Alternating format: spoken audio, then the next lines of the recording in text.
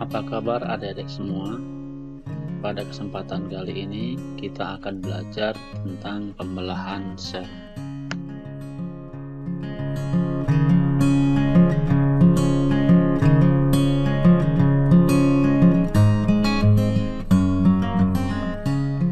Setelah menonton video ini, diharapkan kalian dapat mempelajari manfaat dari pembelahan sel, tipe-tipe pembelahan sel, serta perbedaan pembelahan sel secara mitosis dan meiosis.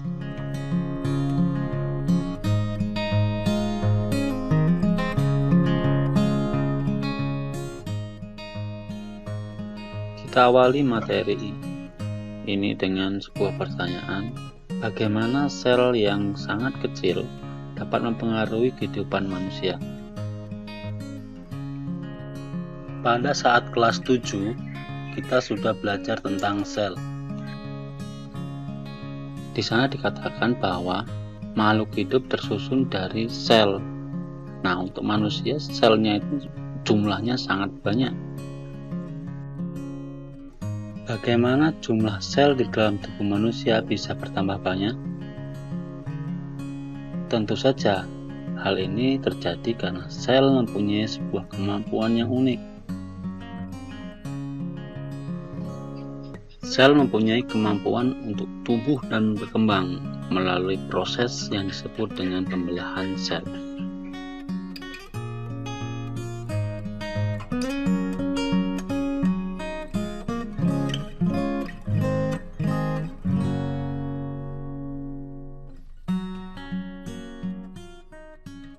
Apa manfaat pembelahan sel bagi tubuh kita? Pembelahan sel mempunyai 3 manfaat bagi tubuh kita. Pertama, untuk memperbanyak jumlah sel atau untuk pertumbuhan. Kedua, untuk menggantikan sel-sel yang sudah tua atau rusak. Ketiga, sebagai tahap awal pada saat reproduksi makhluk hidup. Jadi, pada saat reproduksi, tahap awal dari proses reproduksi makhluk hidup diawali dengan proses pembelahan sel, yaitu pembelahan sel pada saat pembentukan sel sperma dan sel telur.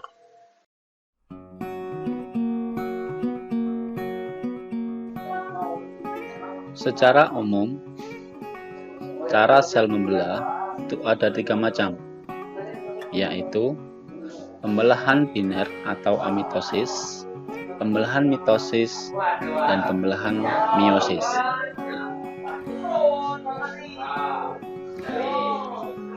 Berikut adalah VT atau video tentang pembelahan secara biner.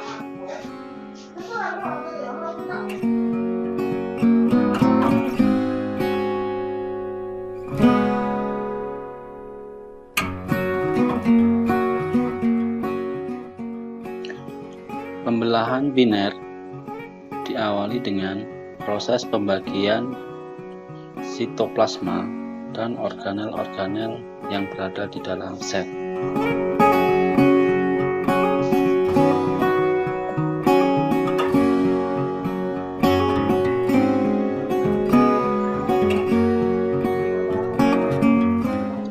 Kemudian terbentuk sekat ruang sehingga terdapat 2 ruang di dalam sel, yang pada akhirnya kedua ruang tersebut akan terpisah membentuk individu yang baru.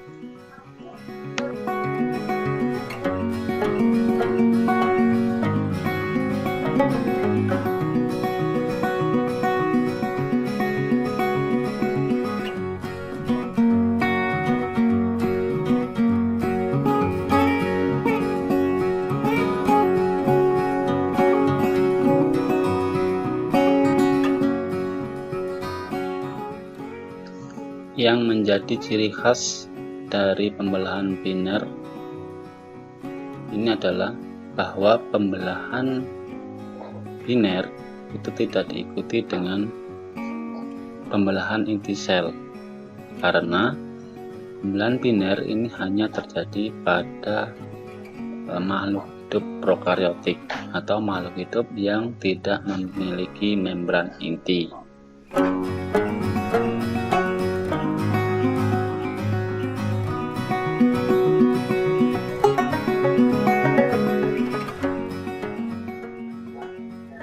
Pembelahan mitosis merupakan tipe pembelahan sel yang menghasilkan dua sel anakan. Sel anakan tersebut mempunyai karakter yang identik secara genetik dengan sel induknya. Perbedaan dengan pembelahan biner, pada pembelahan mitosis ini diikuti dengan pembelahan inti sel.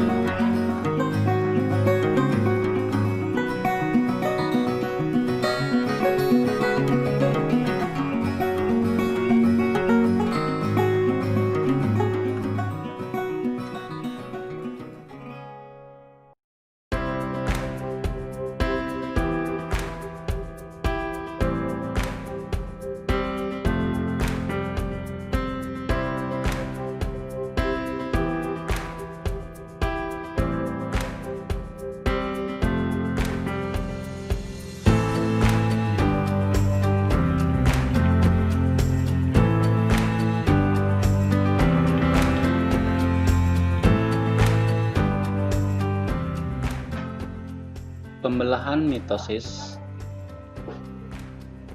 melalui beberapa tahapan. Tahapan yang pertama adalah tahapan profase. Pada tahapan ini ditandai dengan membran inti mulai rusak menjadi bagian-bagian kecil atau fragmen, dan benang-benang kromatin memadat membentuk kromosom. Tahapan kedua yaitu adalah metafase, ditandai dengan kromosom berjejer pada bidang pembelahan. Tahapan ketiga yaitu anafase, ditandai dengan kromatid saudara dari setiap pasangan memisah menuju ke kutub yang berlawanan.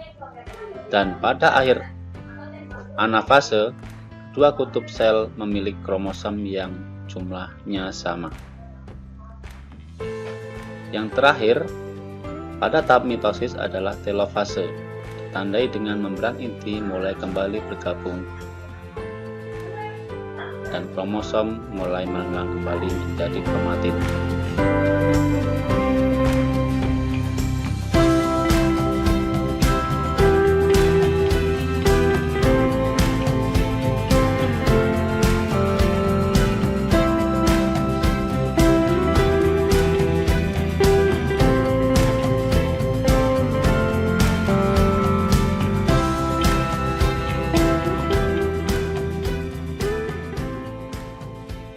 Pembelahan meiosis adalah pembelahan sel yang menghasilkan 4 sel anakan, yang masing-masing sel anakan hanya memiliki separuh dari jumlah kromosom sel induknya.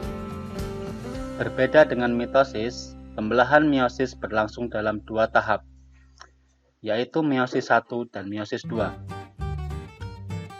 Meskipun demikian, fase-fase pembelahan meiosis mirip dengan fase-fase pembelahan pada mitosis, mengalami tahap profase, metafase, anafase, dan telofase. Perbedaan lain antara pembelahan mitosis dan pembelahan meiosis adalah sel-sel yang mengalami pembelahan. Pembelahan mitosis terjadi pada sel-sel tubuh, diperuntukkan untuk menggantikan sel-sel yang rusak dan sel-sel yang sudah tua. Sedangkan sel yang mengalami pembelahan secara meiosis hanyalah sel-sel yang berada pada organ reproduksi.